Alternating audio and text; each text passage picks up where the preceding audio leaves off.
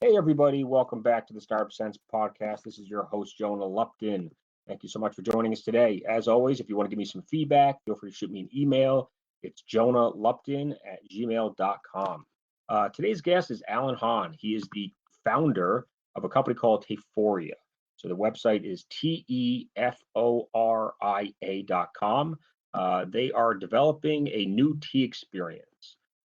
They have an entire system. I would recommend going to the website, looking at the system. It's absolutely beautiful. Cost about $300, but if you are a tea drinker, tea lover, this is something that you need to own. The company is based in California. They got about 16 employees. Company is now in their third year, so they were started back in 2014. They've raised $17 million from a bunch of investors, including Upfront, who is the firm that Mark Suster works at. A lot of you might recognize that name. I follow his blog. Let's talk to Alan and learn more about the company. Alan, how are you, man? I'm good. Hi, Jonah. So talk to us about your business. What exactly does your company do? And did I pronounce it correctly? Yes, Teforia. Yes, absolutely, you pronounced it correctly. Okay. So what do you guys do? How are you reinventing the tea business?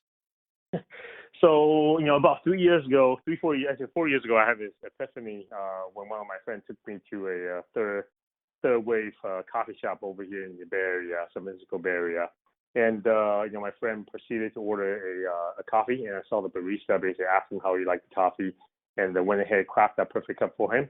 And when I, as a tea person, walk up to the same barista and ask for a cup of tea, that person basically turned around, grabbed a paper cup, filled with hot water, and put a couple sachets of tea in there, and that was it.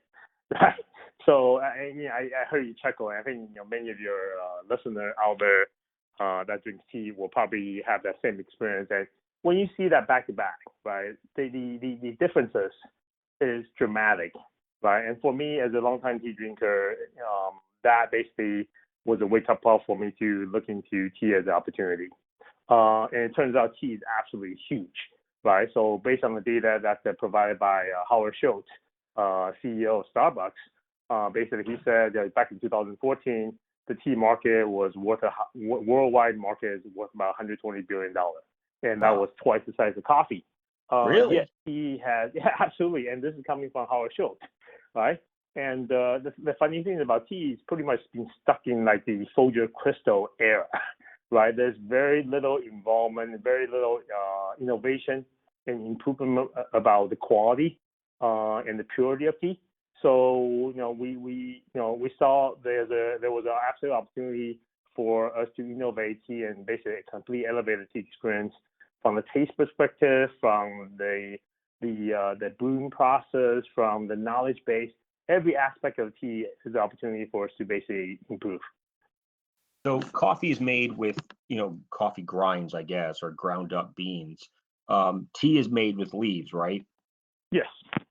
So are you guys, your system, talk to us about the system. What's included? So the system includes a very smart infuser, which actually is powered by a dual-core ARM processor. And also it's got Wi-Fi, Bluetooth, and NFC connectivity.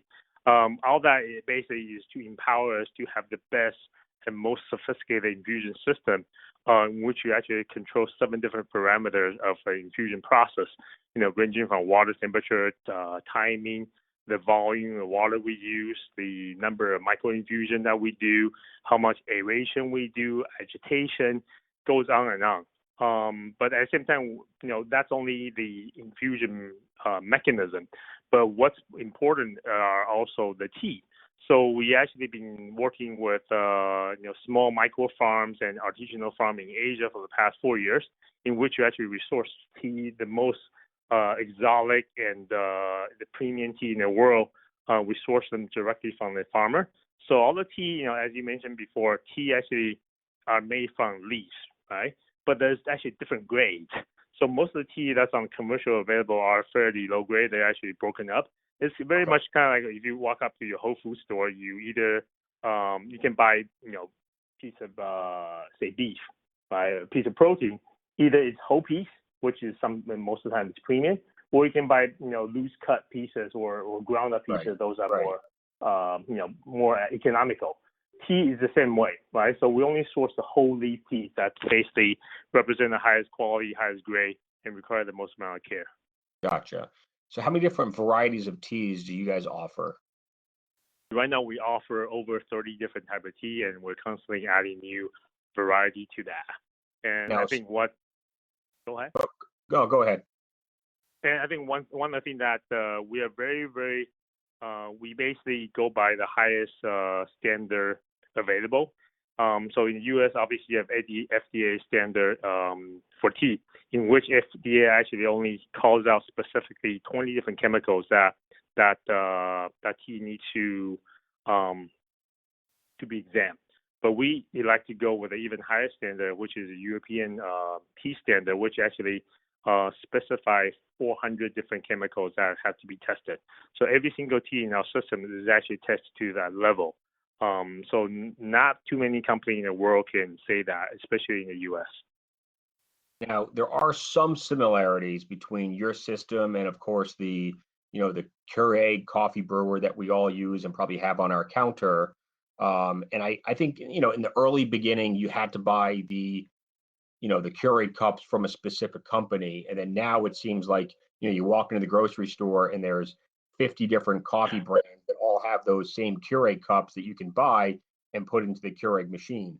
The reason I mention that is if someone has a stash or a supply of tea leaves, can they still use your system with the leaves they already have, or do they have to buy from your company?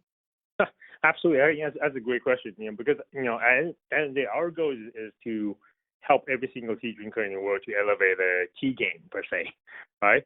So what that means is, so at this time frame, we actually have two different products that we're offering. We have the Teforia Classic, which is a open system. You can use your own tea in conjunction. When you use your own tea, just use our companion app to kind of walk us through a process to tell us what a tea is.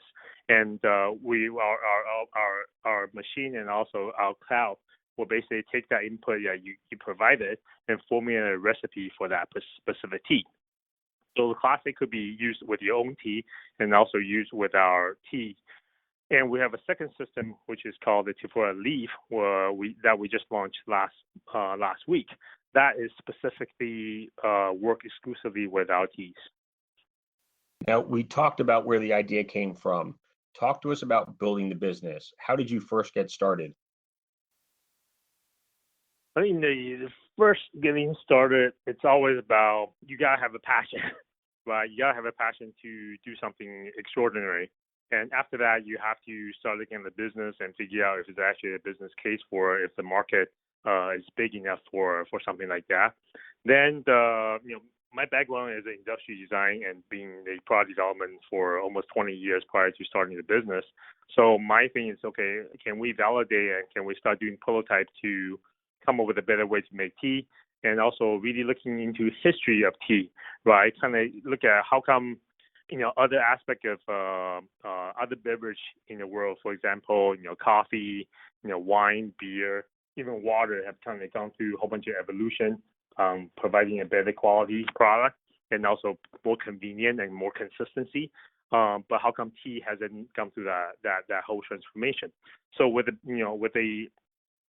history, right, of understanding how tea has evolved or hasn't evolved, it really kind of give you a pretty new perspective on the opportunity that technology can help you, popularize, standardize, and also, elevate that whole infusion process. So it looks like you guys raised your first round of capital, your seed round of $5.1 million back in late 2015. When did you start fundraising for that round, and what was the stage of the company when you guys started talking to investors? So we actually closed that round back in spring of 2015. We just didn't announce it until later. Okay. But took us about so I formalized the company, found the company back in the spring of 2014, bootstrapped it for a bit of time. We joined a Limnos Lab. It's a hardware incubator back in September 2014, in which they help us to strategize how to formulate a pitch deck, how to talk to investor, and we really start doing the the pitch and pitch meetings in February 2015. So it took us about 2 months for us to get our first term sheet. Then after that, everything, we were able to close fairly quick. Had a great investor in upfront venture that believe in our vision and believe in what we do. How far along? Now, you said you bootstrapped in the beginning. How far along were you able to get the company? Were you able to get a prototype out bootstrapping it, or did you have to raise the capital to get that far?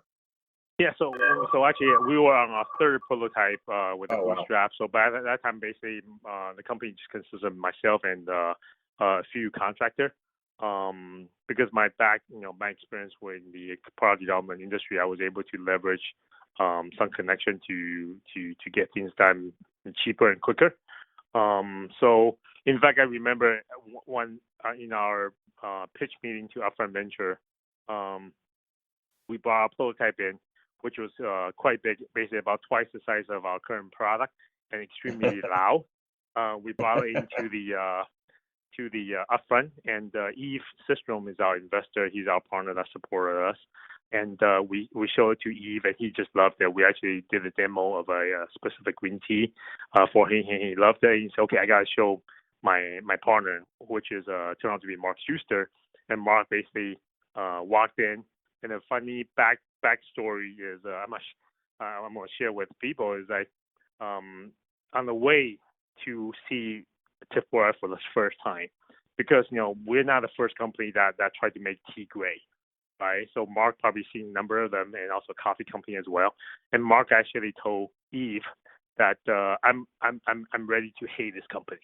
I'm ready to hate this product, right? Because he's a tea drinker, right? It's funny, both of them, Mark and he both are just hardcore tea drinkers, and they don't want to be let down, right? They have been let down many times by great promises or great tea experience.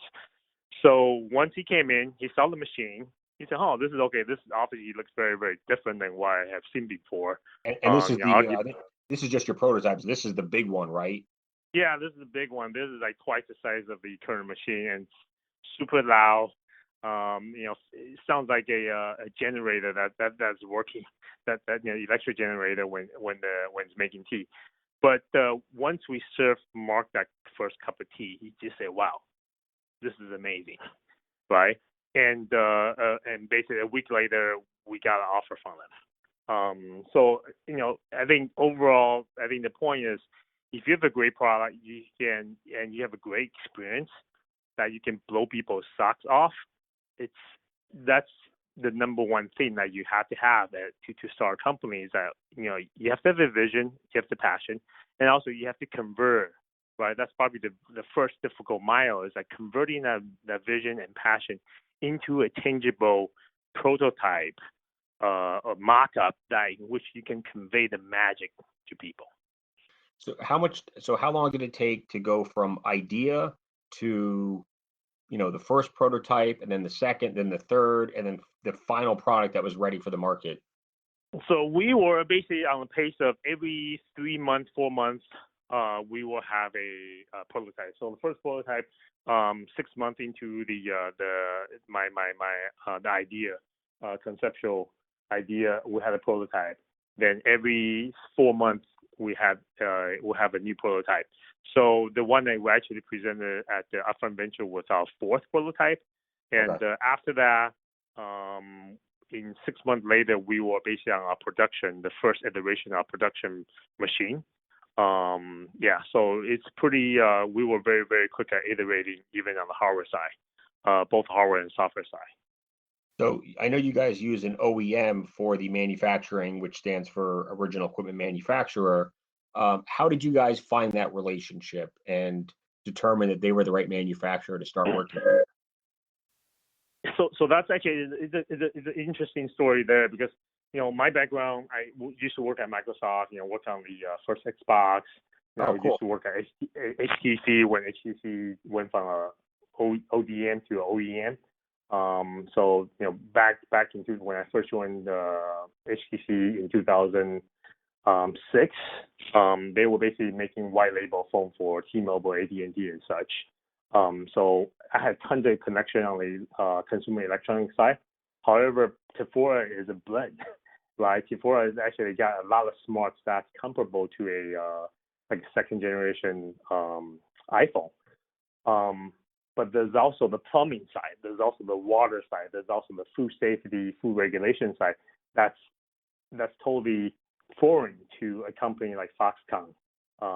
That's one of the biggest ODM manufacturer for consumer electronics. So we actually have to go through some personal contact to find out who actually makes coffee machines, tea machines, kettles. So we were fortunate to hook up with a boutique manufacturer that specializes in really high-end kitchen appliances, coffee machine, espresso machine, tea machines, toasters, and so far has been a great relationship. Nice. Okay. Are there any regulations that you guys have to get through when it comes to a food, a food machine, or a beverage machine? Like what regulations with the FDA or anything do you guys have to get through, or are there none? I mean, on the machine side, basically, I think it's you have the UL, so UL regulation, and also have to get through FCC. Those are the two, U.S. Regulation body that we have to get through. But also on the tea side, because tea is also part of our business. So on the tea side, obviously, then you have FDA approval as well, and also we're in the process of certifying a number of our tea as being organic. So that's another organization that we'll have to work with to get certification. So in a way, if you look at Teforia, it's almost like two businesses in one. We have the consumable food business in tea, and also we have the consumer electronic business in the infuser, and also the application that go with it. Gotcha. Okay. So I know you guys sell these machines or these systems on your website. Do you also sell them in retail or through any other distributors? Absolutely. So we are sold through Amazon.com, WilliamsSonoma.com, and also a very cool, interesting. It's also a startup as well called Beta, B8, the number 8 TA. They're a brand new retail store. It's kind of like the Apple store for non-Apple people. So they're very cool. You can go in there, demo the machine. So we are in retail with them and also on their website as well. Oh, was that the company that Ron Johnson started? I don't think so. I think Ron Johnson started Joy. I think he started Joy. Oh, okay. Yeah, okay. Yep, I think you're right. Talk to us about, I know you said that, okay, so you come from the design side, right? Yes. Where did you find all the different engineers to help you build all the different components? Like you said, the plumbing and electronics and the software, and there's just so many aspects to this. How did you find the right people to make this happen? We find the right people over a cup of tea. It's not. It's not meant to be a joke, but that's literally right. You kind of have to find. We're based in Mountain View, California, where there's tons of engineers. Right. But at the same time, they also have tons of opportunities. So for us, the number one goal, always been taught throughout a number of different companies I work with before is number one you look for is the character of the person. Second is also the just intellectual horsepower, right? How much talent, how much drive do they have? And once that's done, right, then you also have to kind of say, do they drink tea? Right? It helps when you actually appreciate tea and understand tea. So just going through, your interview process, but obviously we make sure that the candidates have a strong interest in tea or strong curiosity in tea. We have a number of people that were coffee drinkers before they joined the company.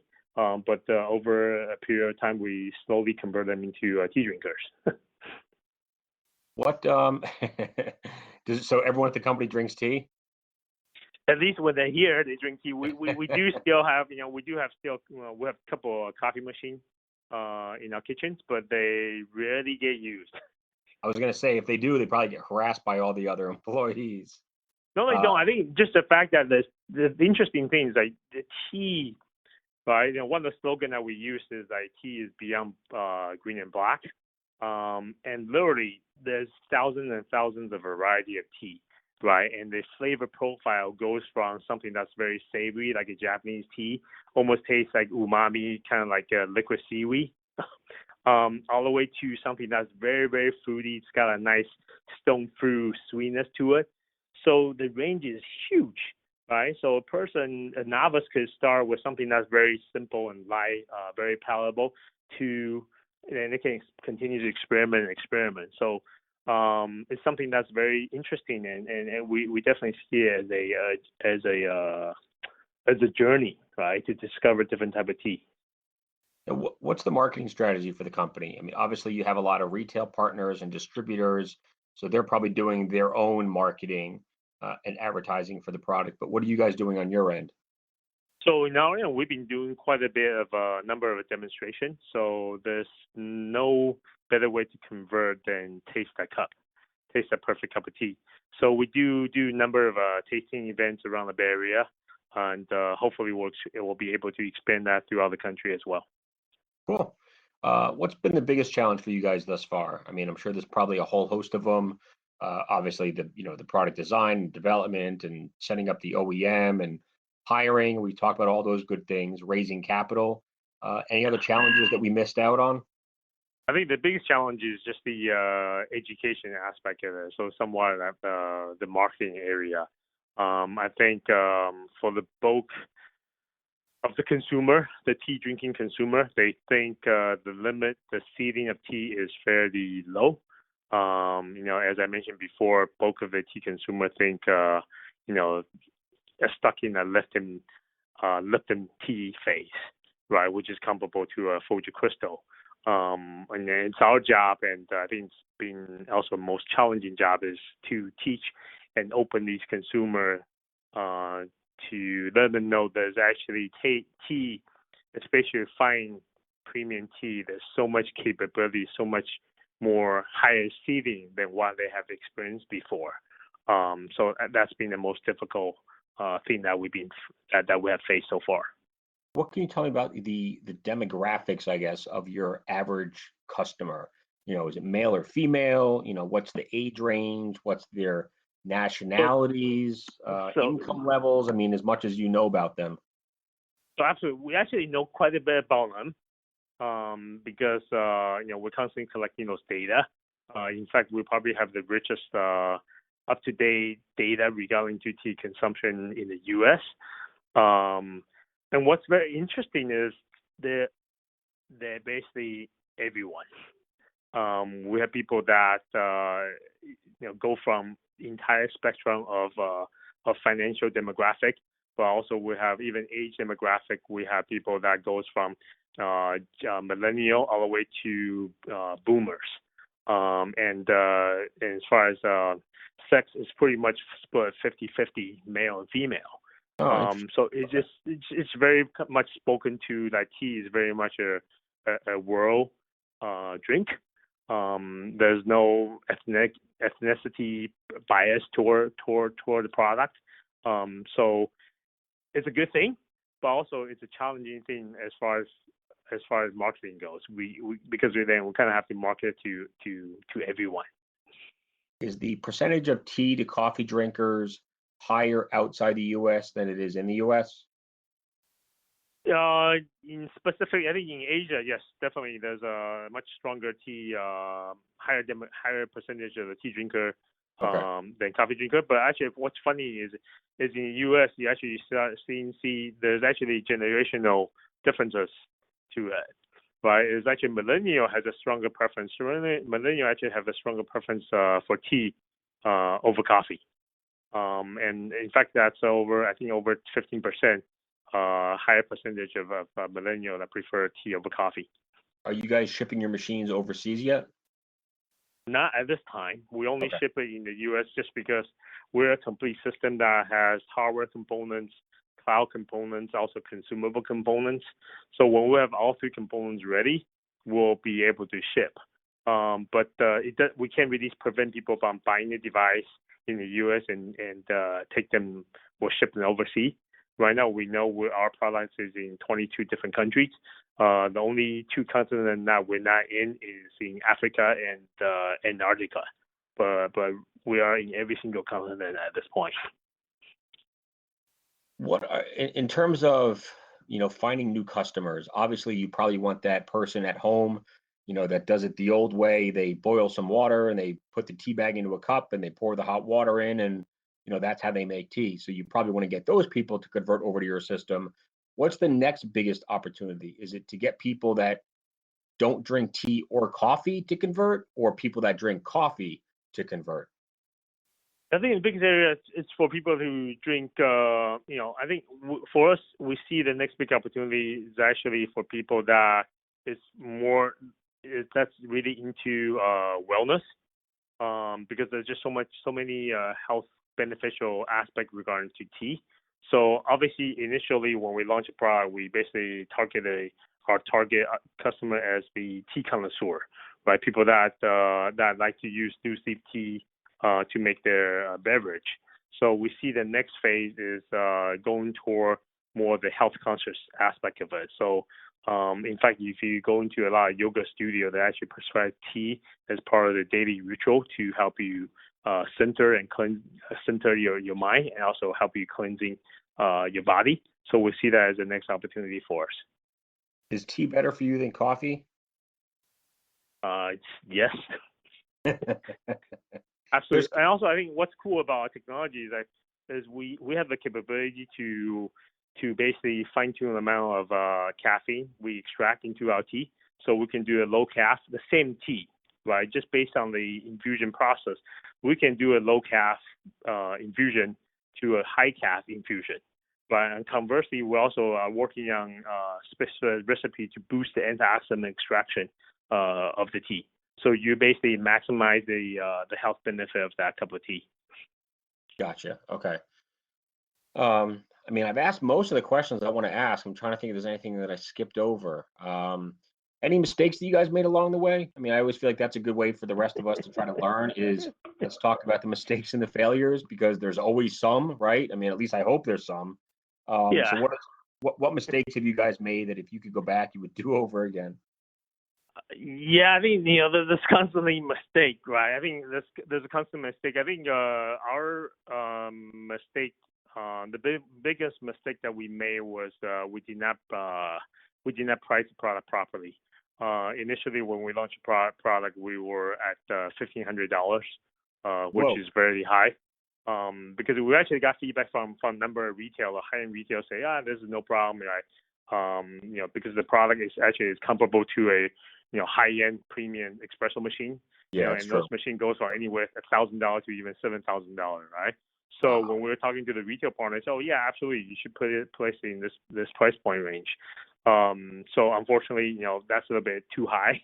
But I think what's cool or interesting is we learned from that misstep, and was able to basically fine tune our process, or fine tune our channel. So we're able to provide that same product that was $1,500 to $999. So right now it's under $1,000. But also looking at the data from our install base, what's interesting that we see is that people buy this open system that's capable of making their own tea and also use our tea. We basically saw a third of that customer base using exclusively our tea, right? So if they use exclusively our tea, basically it kind of changed the business model. So we can potentially go to the subsidized business model in which we sell the machine at a much lower price point.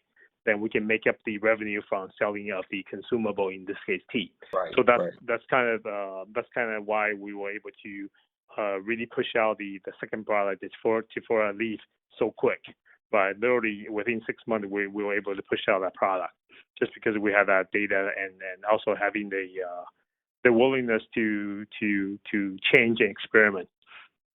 Do you guys have a commercial machine yet, or are you planning to come out with one?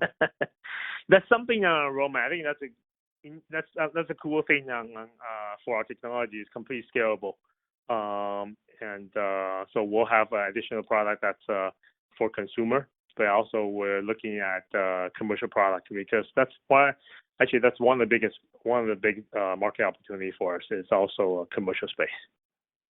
So what do you think are I mean, this is still early for you guys. You're only 3 years into it, but I mean, it seems like things are going pretty well. What do you think are the call it the one or two, maybe three traits that a good founder needs to possess in order to build a successful company? It's basically perseverance. Perseverance is probably the number one thing that you got to have. Perseverance, have trust, right? Basically, trust your team, trust your advisor, trust your leadership within your company to to provide guidance, provide knowledge that you might not have, and also third is be humble. Right? I think that's actually quite important. I think as founder, as CEOs, you gotta have all the confidence in the world, but at the same time, you gotta be humble and realize, we are human. Right? Each one of us might make mistakes. Sometimes we make a mistake on a strategic decision. For example, Teforia, we made, the price point was one of those things that we wish we had made a different choice. But I think those are the things: perseverance, trust, and humble. I think that those are the three qualities I would say it's the most important. So if someone came to you and said, "Hey, I'm starting a company, that's going to require, not necessarily in the tea business, but let's say it's in food and beverage, and there's hardware and software and Bluetooth and everything else that you guys put in this machine. So it's complicated business. You need, designers and engineers and everything else. Would you tell them to start that company in San Francisco or go somewhere where maybe talent might be harder to find?" I will say, what? San Francisco obviously is a great area. You have all those talent in one central location, but also at the same time you're competing with a lot of other companies. So I don't think location-wise is really you should really start a company where you feel you can build the company. So it could be Colorado, it could be LA, it could be Seattle, it could be in Boston, New York. I see tons of different food tech company coming up of Boston, New York area. So it really where you got to basically that initial core group of talent, you got to be basically able to find that and build around that. And once you have a core group of say 5 to 10 people, it will be much easier to scale up. So I don't really think area is specifically limited to just the San Francisco Bay Area. Yeah, I agree. And I guess food tech, I like that's actually a good way. That is a good industry name or whatnot, sector, I guess, for you guys, food tech. Yes, food tech. Anything else we skipped over before we wrap up here? I know you're a busy guy. You probably got some other stuff you got to get done before the end of the day. No, I think we covered quite a bit. Cool. What is the best way? Obviously, the company's website, which I mentioned in the intro, I'll put that in the show notes. In terms of social media for the company or social media for yourself, where can we follow you guys? So you can follow us on Twitter. Basically, it's at Teforia, Teforia. We're also on Facebook, Instagram. So those are the best way to follow us. Yep. Cool. And certainly, you would prefer someone buy the system from your website instead of one of the other retailers or Amazon, right? Either way is fine. I think we are we do see every single partnership as a win-win opportunity. So obviously if people prefer to buy Amazon, great. They want to buy it from Williams-Sonoma, that's fine, and they can buy from us as well. We just want to make sure they get their hands on the product. And I think I can also provide you with a promotional code so your listener can get a 25% discount on either the system that they choose to purchase. Awesome. Yeah, dude, that'd be awesome.